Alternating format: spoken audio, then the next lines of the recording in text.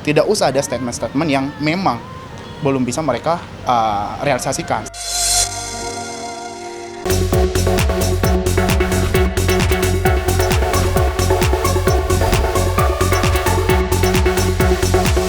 Ada di sisi lainnya itu kayak sedih gitu loh. Dari kita masih zaman berdua sampai ada lahir Nicole, terus kan sama Akse mereka tumbuh. Terus sampai mau hamil lagi? Enggak. Oh enggak, oke terus. Kan berpindah ya? Iya, balik pertanyaan.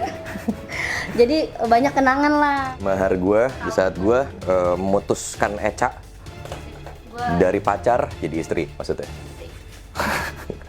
Tuh, ini masih ada gitu, masih disimpan. Wah ini mahal nih. Perjuangan.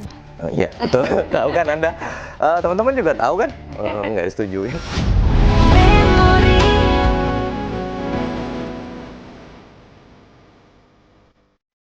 Tidak mudah menjalani hubungan hingga menikah dan punya keluarga bahagia. Begitulah Meiza Aulia mengenang sedikit perjalanan membangun rumah tangga dan rumah baru dengan Eza Gionino. Tapi sekarang mereka justru kembali hadapi sidang lanjutan gugat cerai di Pengadilan Agama Cibinong kemarin. Sidang beragendakan keterangan saksi dari pihak Meiza setelah sebelumnya bukti-bukti telah disampaikan. Menghadirkan kakak dan ibu, terkuak bahwa KDRT yang terjadi di tengah rumah tangga Eza dan Echa memang terjadi. Alasan-alasan cerai kami sudah sampaikan semua di persidangan. Nanti kita lihat dari hakim seperti apa. Karena semua bukti-buktinya sudah kami serahkan, video kami serahkan, dan saksi-saksi hari ini juga sudah menjelaskan mengenai kebenaran bukti video dan bukti foto dan juga chattingan terkait alasan cerai. Karena ibunda adalah saksi pertama yang melihat langsung kejadian, yang ada di tempat kejadian, sudah menceritakan bahwa apa yang kami buktikan adalah sebuah kebenaran. Namun lagi-lagi pihak Eza masih membantah bahwa kesaksian dari saksi Echa bukanlah membenarkan adanya KDRT, melainkan hanya cekcok layaknya rumah tangga pada umumnya. Yang harus ditekankan bahwa tadi ada pertanyaan dari hakim terkait dengan KDRT, dan itu sama sekali tidak ada, dan juga baik saksi, kedua saksi yang dihadirkan itu tidak pernah melihat bahwa adanya KDRT. Verbal itu sekali lagi bahwa tadi sudah dibuktikan juga bahwa tidak ada, baik itu KDRT secara fisik ataupun KDRT dalam bentuk apapun. Ya, jadi walaupun dalam perumah tangga ini cekcok pasti ada, nada tinggi pasti ada. Tapi KDRT tadi sudah ditanyakan kepada para saksi, itu tidak ada.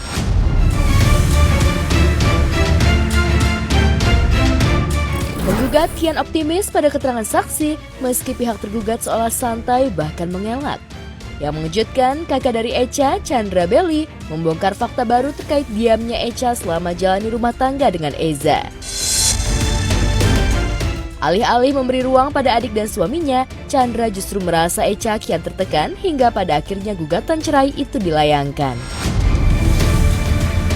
Adik saya ini termasuk pribadi yang cukup tertutup ya. Mungkin selama ini dia berusaha untuk menjaga keutuhan rumah tangganya dengan baik, menjaga seluruh aib-aib yang mungkin harus dia konsumsi sebagai hanya sebagai rumah tangga dia. Jadi tidak banyak menceritakan ke kita sebagai keluarga. Tapi ada beberapa fakta yang kita ketahui setelah terjadinya persidangan, baru kita ketahui di belakangan, baru dia terbuka. Jadi kondisi butuh pendampingan ke psikolog ini pun baru terakhir baru kita tahu. Karena yang terpenting buat klien kami adalah kesehatan mentalnya. Karena itu makanya dibutuhkan konseling ke psikolog.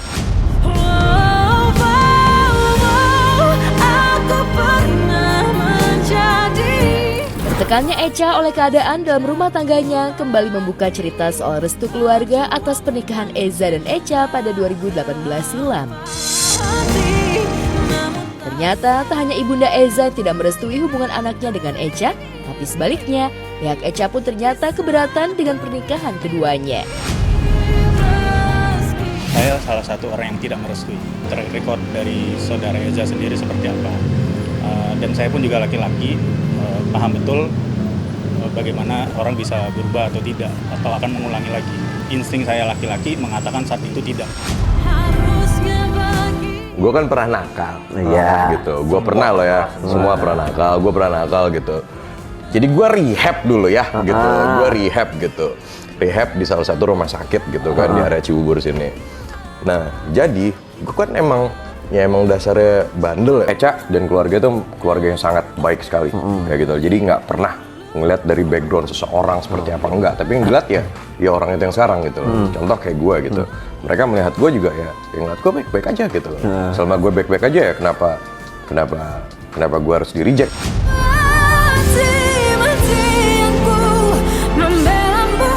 Siapa sangka kalau penerimaan Eza di tengah keluarga Echa ternyata menyimpan keraguan kakak Echa sendiri.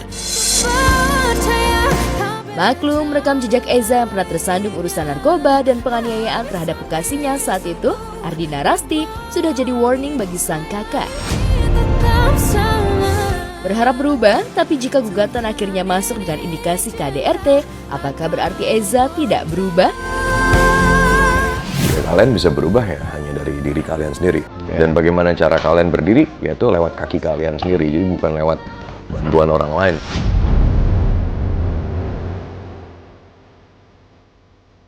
Tak hanya soal kesaksian terkait KDRT yang dialami Echa, soal nafkah yang dijanjikan Eza pada Echa mulai simpang siur. Padahal hal tersebut telah disepakati sejak awal mediasi. Apa respon pihak Echa terkait nafkah yang dijanjikan Eza? Kalau nafkah untuk anak-anak pastinya sudah ada ya, kemarin disepakati. Lalu tapi di luar daripada biaya pendidikan dan biaya kesehatan. Mungkin masih ingat juga bahwa ada statement juga dari Peter Good akan diberikan rumah kepada anak-anak. Logikanya rumah akan diberikan, sedangkan nafkah anak aja ditawarnya sedemikian rupa, dan itu sudah ada mediasi. Jadi maksudnya tidak usah ada statement-statement yang memang belum bisa mereka realisasikan.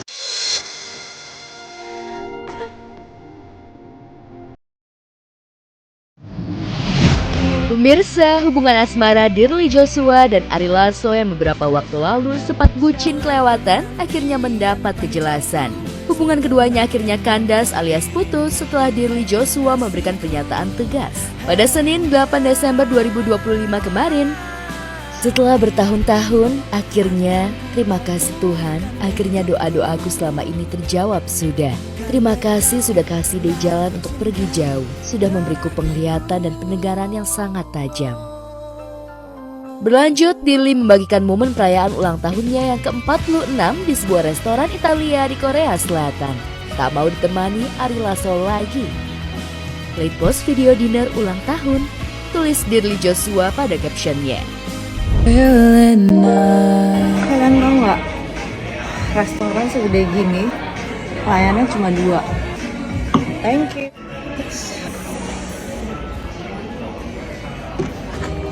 Oh, they give me this and this. Holy night, all is gone. Sementara melalui unggahan miliknya di Instagram, Ari Lasso membantah kabar tersebut. Ari mengunggah video mesra kebersamaan mereka hingga memberikan ucapan ulang tahun kekasihnya tersebut. Happy birthday Yang, bukan Taeyang, @Dirly Joshua, cahaya di terowongan gelap yang panjang, malaikat dengan hati yang sangat baik, kata Ari Lasso dalam unggahan video mesranya bersama Dirly Joshua. Selain itu, Ari Lasso juga mengunggah foto dan video kebersamaannya dengan Dirly Joshua yang seakan menepis kabar keduanya telah putus. Dari pengakuan Dirly di medsos juga terkuak ada orang ketiga di balik hubungan mereka. Dirly sampai mention sosok Aditya alias pemilik akun Aditya_26. Bahkan Dirly sampai melabraknya karena Ade menerima ajakan Ari ketemu. Namun sayang, pengakuan Dirly di laman media sosial itu sudah ia hapus. Lantas, benarkah Ari Lasso main api? Selingkuhi Dirly demi Aditya?